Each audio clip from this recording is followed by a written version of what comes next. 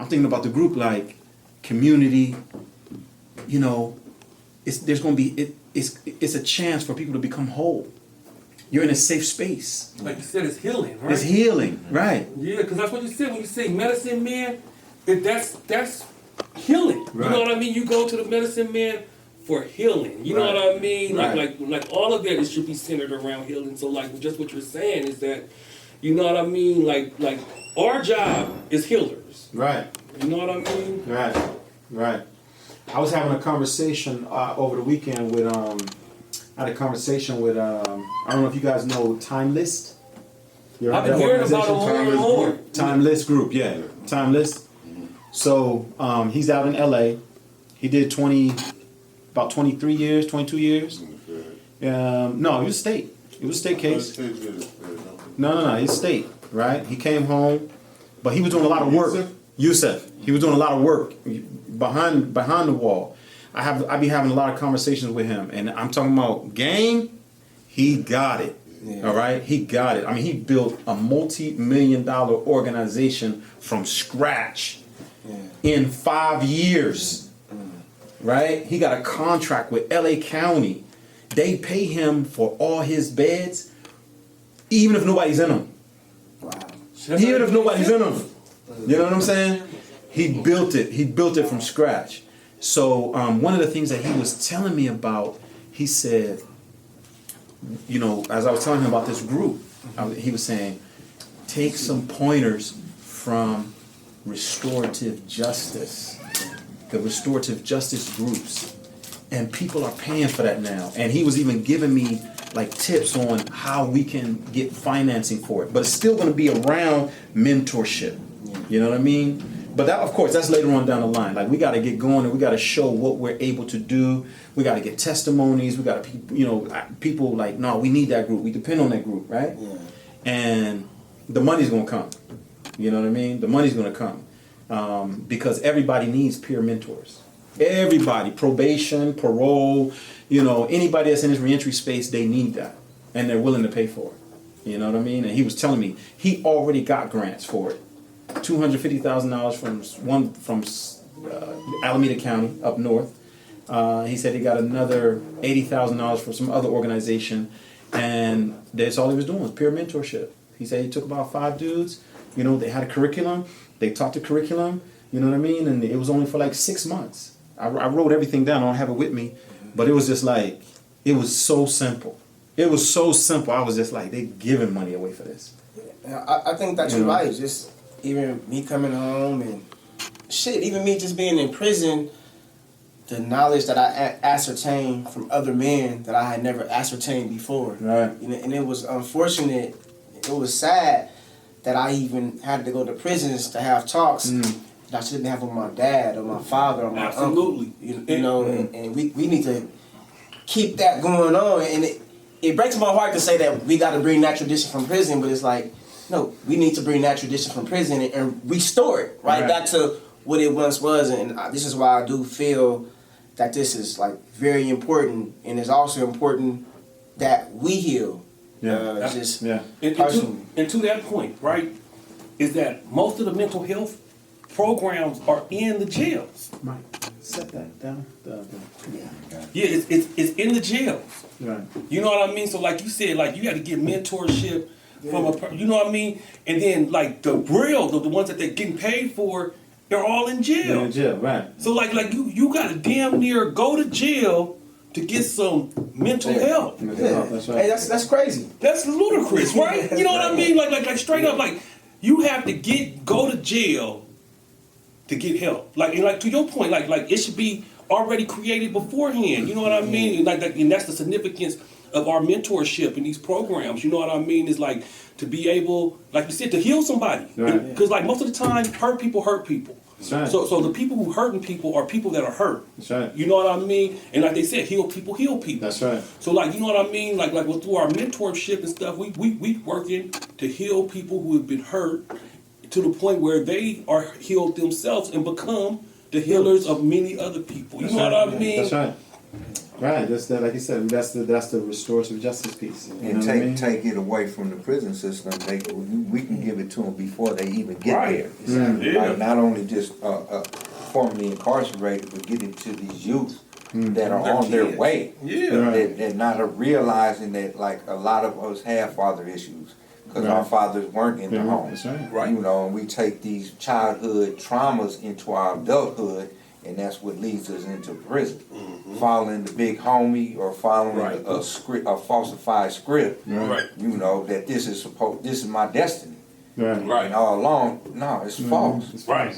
You know, and breaking that and Right. saying like, we got you right here. I You think ain't got to go up there to get it. We gonna Right. give it to you right here. I think the and saying what kind of piggybacking on what you're saying, I think it's best because me going to prison at 17 myself, I always tell a lot of people I learned from organized crime.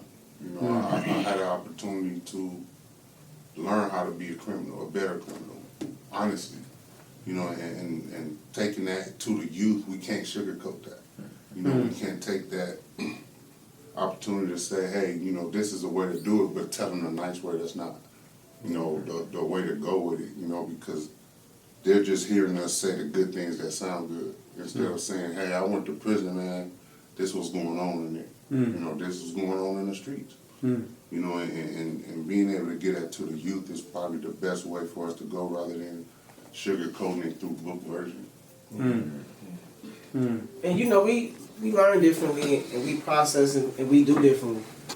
I want to say now, I'm more like a child as I was. You know, as a kid, I want to play basketball. This is what I want to do. I want to do this. And now, after trauma and after prison, I'm the same way. Now, of course, I have a different subject matter and different topics, but I'm so passionate about what I do. If my work is not aligned with my passion, then I can't do it. You get what I mean? So I think in getting that, and I see so many of us that come home, we had that fire to where it's like, okay, I already know what it's like to fail. I'm not scared to fail. I know what the worst is like, right? And since I know what the worst is like, now I'm gonna do my best. But now I'm doing my best without fear. And so many of us come home and we want to pass on this messaging. And this is why I really think that this is important, and we really got to get behind this and create and build this, like, seriously. Absolutely. And what I think is, like, I hear a lot about hurt people, restorative justice, the lack of male role models. The thing is what are we doing right now to deal with the experiences in our lives and the traumas that we experienced to heal? Right. As male figures, as role models in our households. What are we involved in? Not just like our organizations that we're involved with, but for our self-care. When it comes to mental health, how are we dealing with our mental health? Are we seeking therapy? Are we seeking support groups to deal with these things that a lot of the times we don't talk about? We avoid it because it reminds us of all the trauma that we've experienced. So, that's And we come home with that trauma and kind of deal with it with our families in whatever way we can, you know, and it's a learning process for both sides, you know, because like my mother would never understand what it's like to be in prison, but I can never understand what it's like to be a mother who lost her son to prison, you know, and I had to understand that myself. I blamed my mother a long time, you know, for me going to prison, but I think I had to, my healing process is allowing her to kind of be a mother, and I think a lot of people don't do that because they feel like they have to come home and just be that person. You know, I gotta take care of everything, man. I gotta go home, got these kids, most of us got a whole new family. You know, we don't know these people. We going home to something that we was married into through prison. You know, so it's a lot of factors that we go through in there trying to survive. You know, but coming home and surviving freedom is a kind of a total different, you know, Surviving beast. freedom. Yeah. Yeah, that's deep. Yeah, it's two different kind of traumas. Yeah. And I think with mine, like I got to a place where I had to give my mother back her stuff. Right. And it was very difficult to do in a prison setting. Right. Like I'm doing this process type stuff in prison, not thinking about ever getting out of prison, but just trying to get prison out of me Right. and becoming a better, mature man. And I had, man, just like seeing her boo-hooing, now this is my main supporter. Right. You know, she always been there, but like, man, you gave me some negative stuff. You gave me some foul stuff. And in order for me to let go of it, I got to give it back to You you. gotta speak on it. You know, and doing it in a visiting room setting, because I was fortunate enough to be able to go through some programs in prison that most lifers weren't afforded. Right. You know, and that just, it was the foundation of my change. But my mindset was already there. Right. I just didn't have the Just didn't tools. push.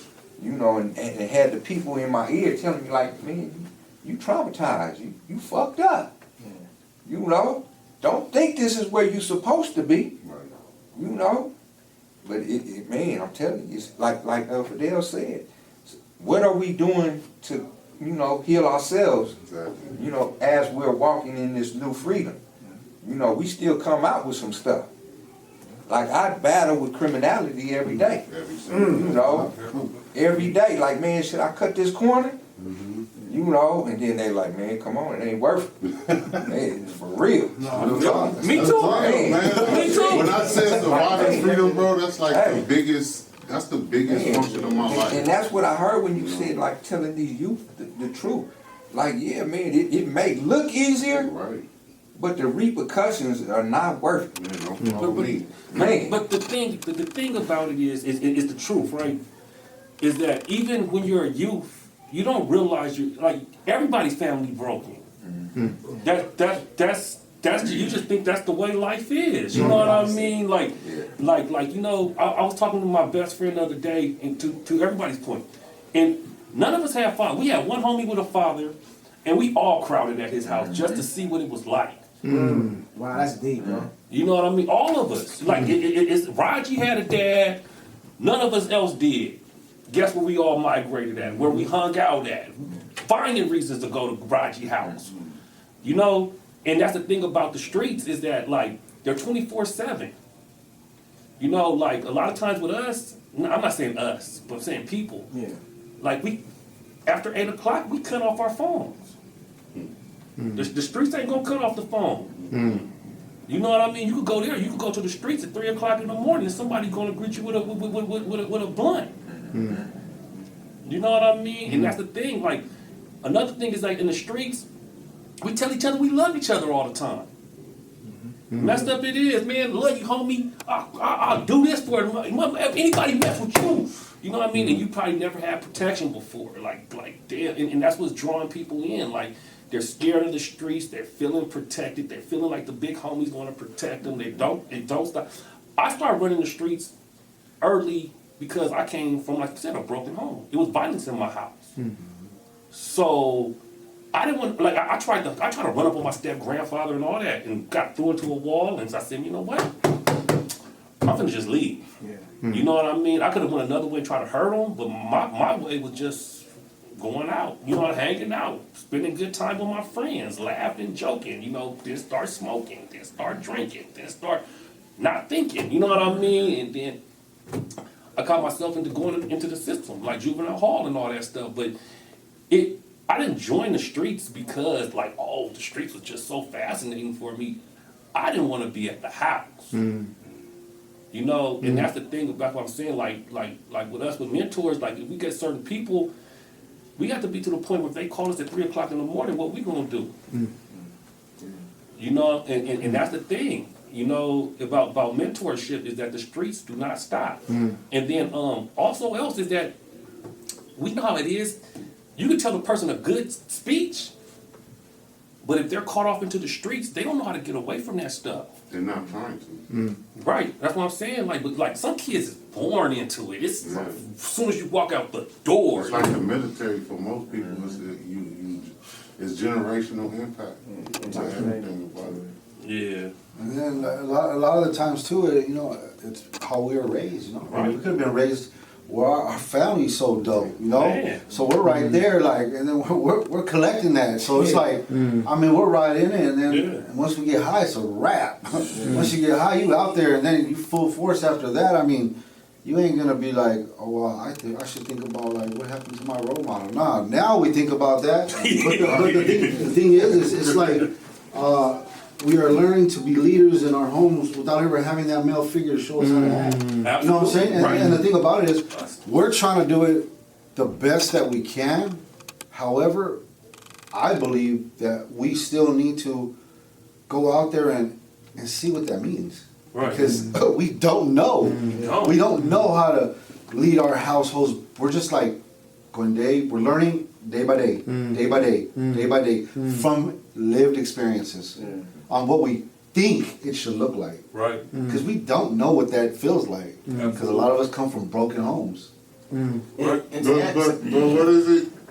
What is it? Who's to say that what we know isn't right?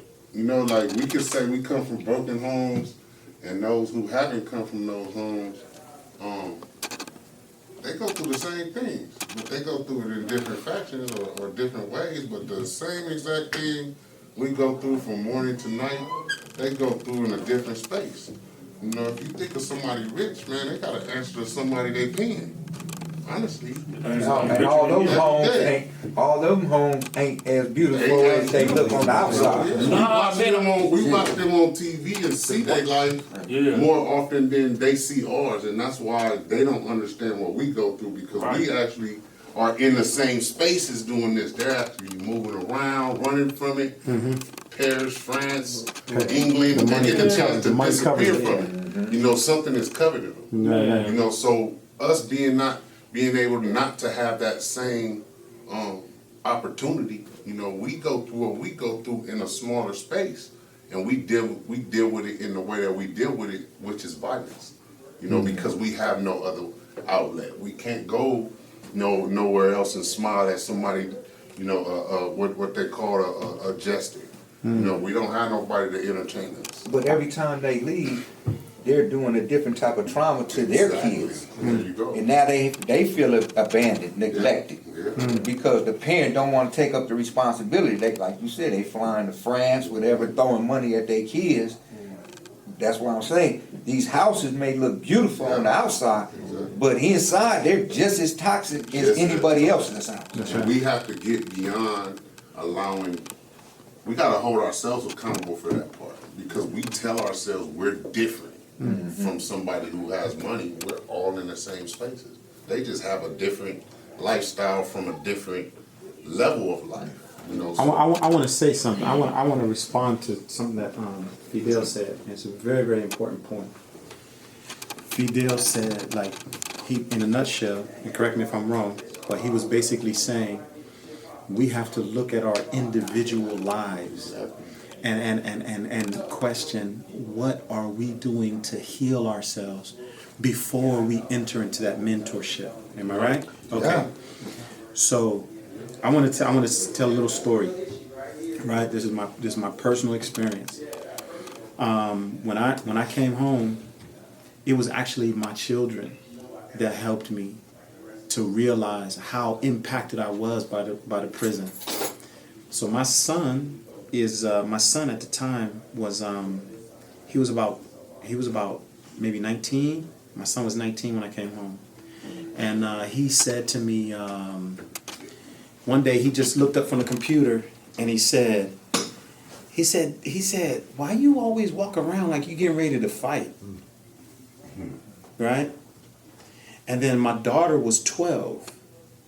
And my daughter was 12, and she would say things to me like, you are not, she's 12 years old, so she's not coming from a place of where she wants to hurt me or, you know what I mean? But she would say things like,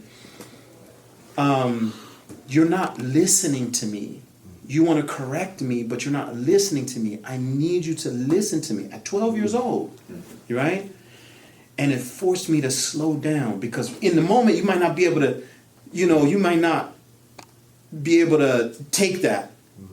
But when you're alone in the car or you driving, you're going to, what did she just actually say to me? how is she actually perceiving me?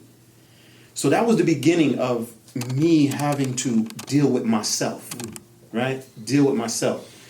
And then once I got into the clinical social work program, they would always talk about self-care, right? You hit it right on the head, like self-care.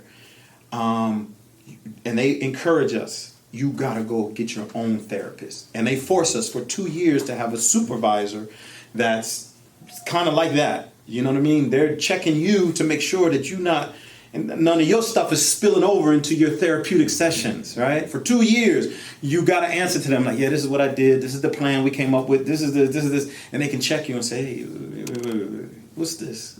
You know?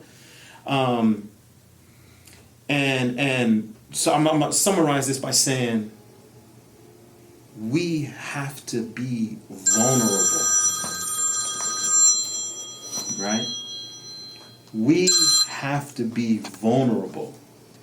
Vulnerability to be, and because when we're in a group and we're in that space right there, and there's 30, 40 people in that space, if you're really gonna help somebody, you can't be hardcore. They gotta be able to see that just like you giving it, you can get it too.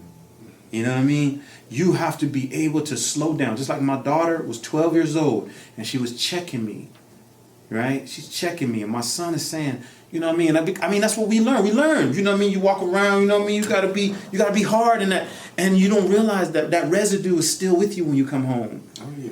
You know what I mean? But I had to learn. God is my witness. I had to learn how to be vulnerable and say to my kids and my other loved ones, you're right, and I'm wrong, and I'm going to work hard to correct that.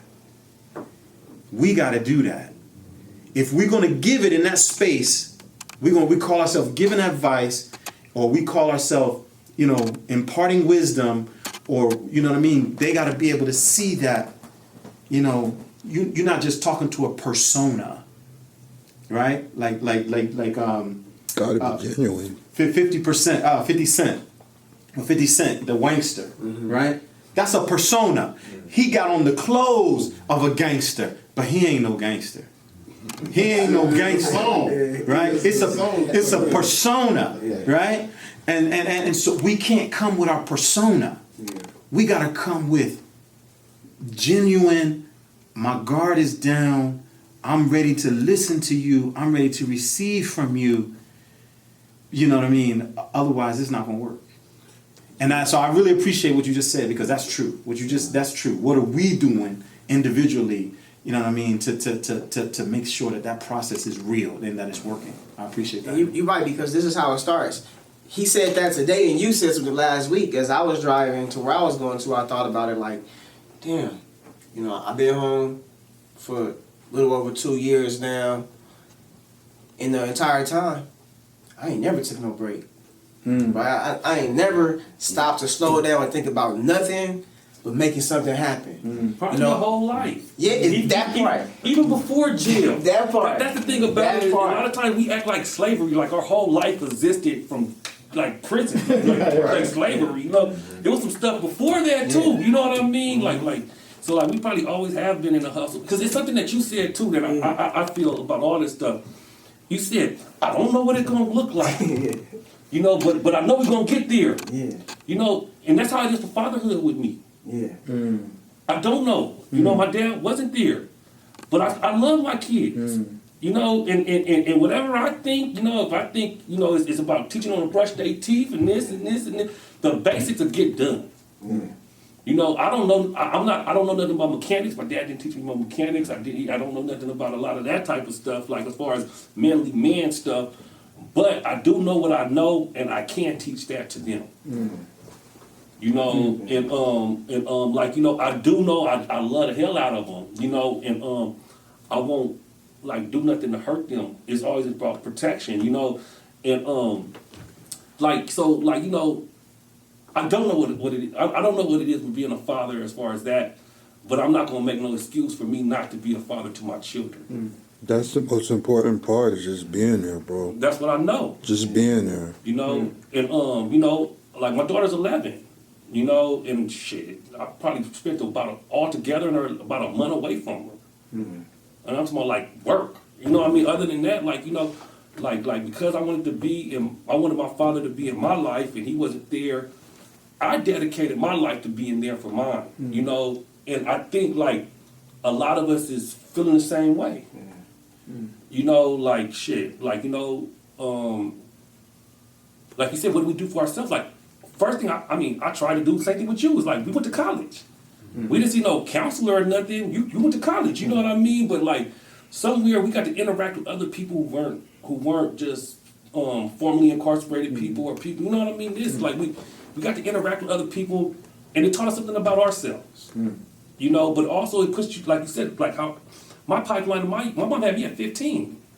You know, I could have carried on that, but like, you know, somewhere, like you said, there's a choice that we gotta say, man, I want more. You know, and, so I ended up going to college. I'm the first person in my family to go to college. Well, male, for sure. You know what I mean? And I got married. My grandfather ain't married. My mom ain't married. Nobody I know married in my family, you know. But it's certain things that I wanted, and that's what I pushed for. You know, and I'm not gonna say everybody else, but I did have mentors over the years. And I had to think about it, because at first I'd be like, oh, ain't nobody was there for me and this and that, but that ain't always the truth either. I wasn't listening to everybody talking to me. You know, I know we all sat up in the pen and was like, damn, I wish I would have listened to him.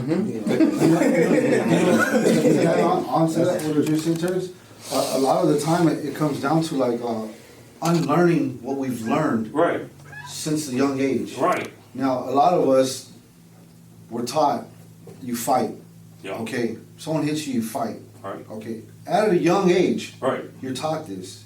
Now, what that leads to is to generational incarceration. Right. Because we're taught, oh, you have to fight. Someone hits you, you got to fight. Yeah. But the thing is, that's how I ended up with 2 strikes. Violence is the solution. And the thing about it, I never realized, well, maybe if I would have been taught different, like maybe fight with writing, fight with reading, Right. fight with different things, you know, Yeah. like I was never taught that. Right. And I fought how to survive. Right. I learned how to survive like throughout all my life. So I think it really does come down to like when we have our children, to teach them different ways to survive than the ways that we've always survived. Because it still gets past it. I hear my dad talking to my little nephews like, oh, fight, and my dad's already like 66. And he's talking about still, but I recognize it. Yeah. And only because of education, I'm able to identify it. Right. And I'm like, whoa, wait a minute. Why are you telling him that?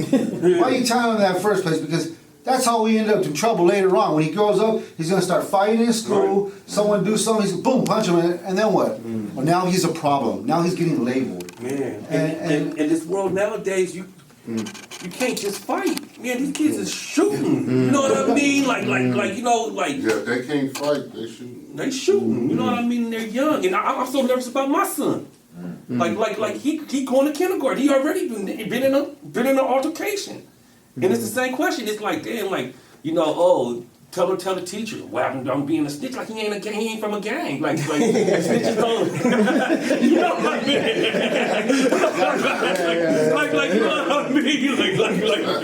Like them rules don't apply. Like why are you putting them gang rules on my son? You know what I mean? Like he's a 5-year-old kid to get into it with another 5-year-old kid. And they probably just playing Spider-Man, Superman. You know what I mean? That's true when you really think about it. Like, people are still moving in a position that kids started. Gangbanging started from kids. Yeah. You know, and we as adults, you know, we haven't found a mouthpiece to.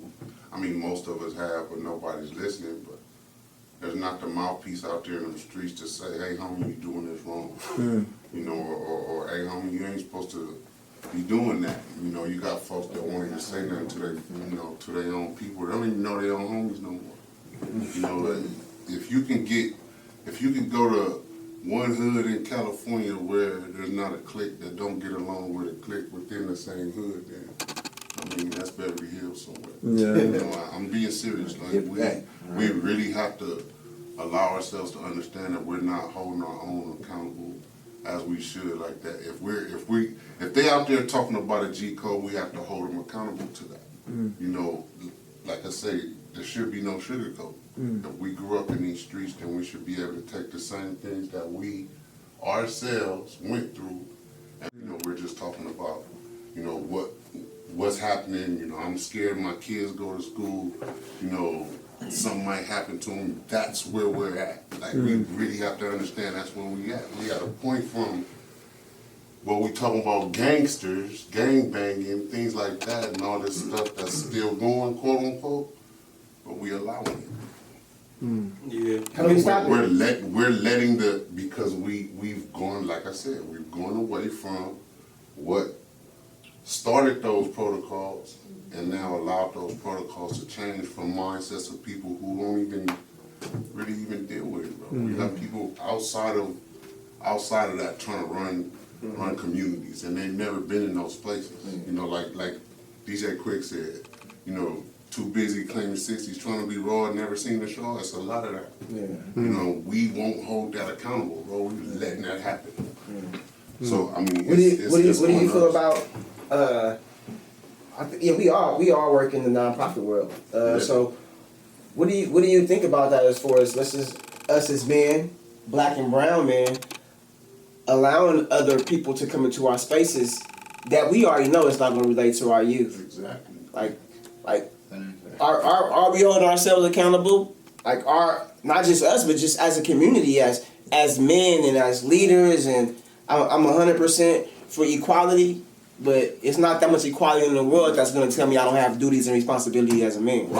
Right. So I know as a man I have duties and responsibilities, and one of those duties and responsibilities is take care of my family and my community. Right. So how do we feel as men by allowing other institutions and other people who have no shared reference point to come in our community and tell our communities how to run things, to come in our community and set framework and set traditions, right? Because they worked in a different community. But once again, the community that they worked in over here, they don't have those shared experiences. They don't have those shared traumas. They don't have those generational traumas, and they don't have those economic conditions. Right, so once again, we see something that's what you would call a logical inequivalent. So why are we accepting that? You're right. You know, it makes and it's a lot of work to be done. Right, and that's why we definitely have to heal ourselves to a point to where we can recognize this, educate ourselves to a point to where we can verbalize this, and then get the acumen to where we can execute this. Accountability too. Yeah, there you Hold go. each other accountable. Exactly. What I heard, like, even within that culture, is they're not even holding each other accountable. Exactly. They ain't. That's You know what I'm saying? Like, saying. it's just, like you said, the tribalism cliques within their own tribe is clashing. Like, it's no camaraderie. Like you said, homie, I love you.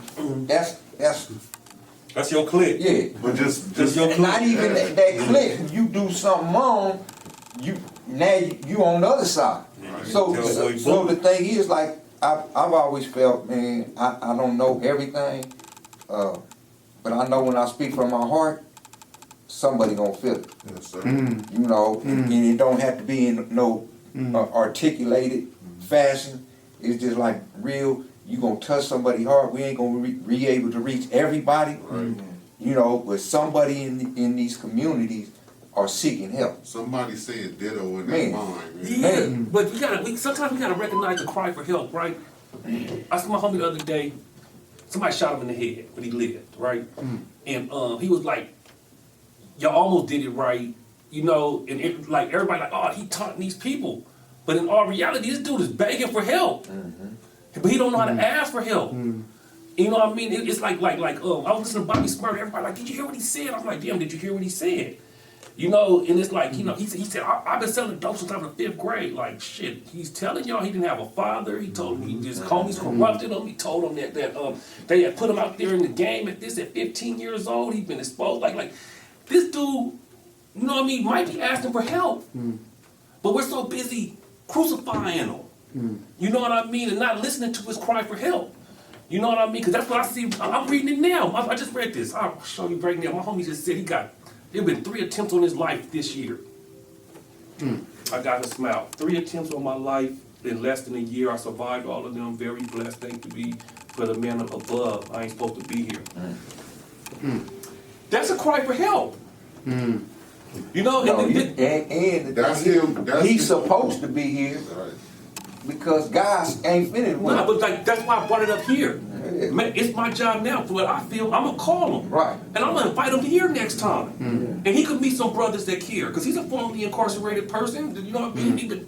He got shot. He got shot in the head about a month ago. You know, like I kid you not, man. This was like a cartoon. Somebody shot up his car, and it seemed like they hit everything but him.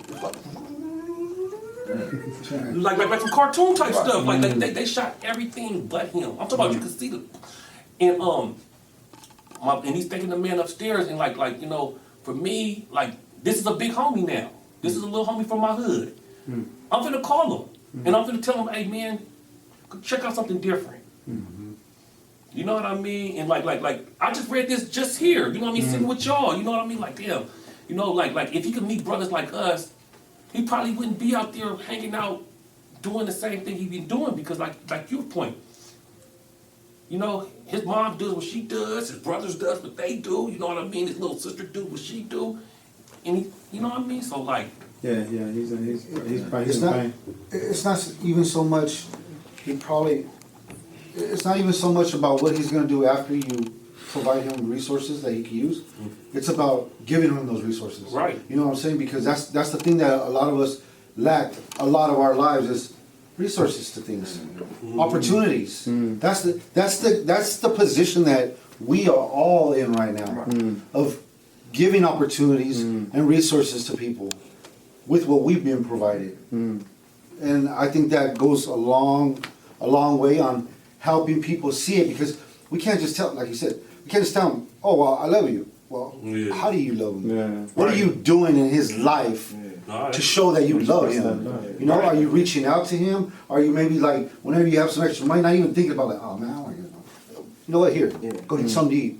Let me go take you to get something to eat. I don't even know you, but I'm gonna go take you to get something to eat. Right. You know, because you know how it is. We all know how it is. We're doing a lot better than those out there that are still out there. And that's the thing that we always have to keep that in mind. Now, we're more privileged than others. Right. We are more privileged than others. See, I think that what you're saying right now is the answer to his question. You know, he was asking, you know, like, are we like borrowing solutions from other places that don't necessarily belong? Exactly. I think we're in a very, very privileged position right now. Remember, 1 in 4 African Americans are either on parole, probation, or incarcerated. 1 in 4. That's 25%. It's 1 in 6 for Latinos. All right? If we just work in this space, we have the potential to reach that 25% of African Americans and 1 in 6 of Latinos, and help them to heal. When we're not borrowing from nobody, we are creating what we know works. Right? We are providing what we were not given. You know what I mean? And I think that's powerful.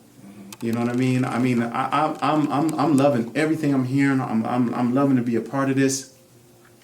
And you know, man, this I think this can go really, really far. This right here. This is the easy part. Just a couple of us. We just discussing the ideas and stuff. But we're gonna have to put some boots on the ground soon. Okay.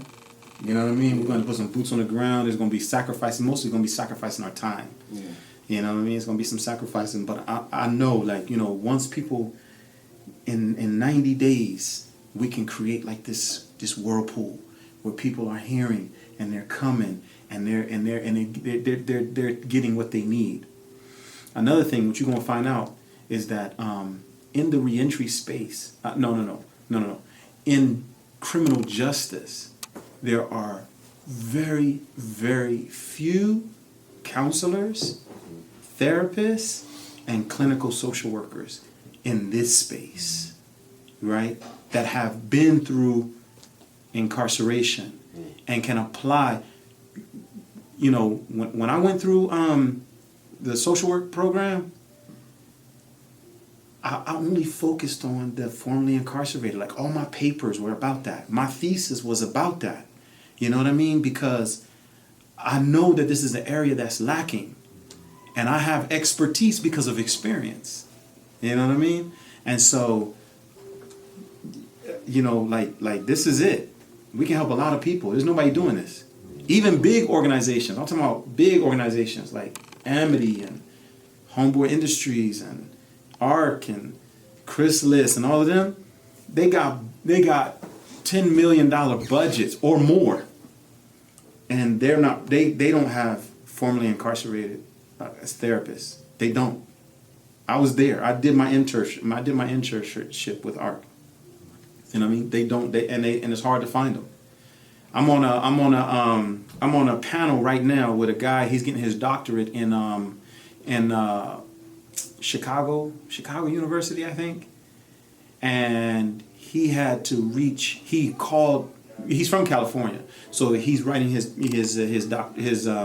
dissertation on like criminal justice in California and mental health, erasing stigma amongst the formerly incarcerated population, so they can be open to receive mental health services.